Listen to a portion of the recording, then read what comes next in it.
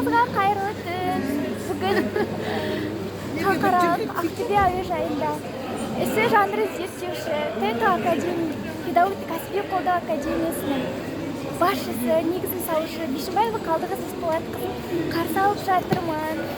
Бізде ертең Ақтөбе қаласының мұғалімдеріне арналған, қазақ тілі әдебиеті пәні мұғалімдеріне арналған 5-ші атты дидарласу алаңы өтеді.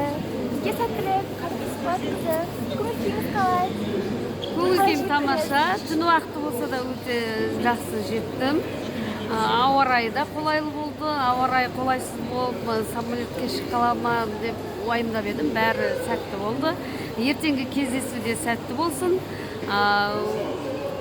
Өзіңіздің мені қарсы алып, күтпеген жерден осылай жарқырап шыға келгеніңізге көп рахмет.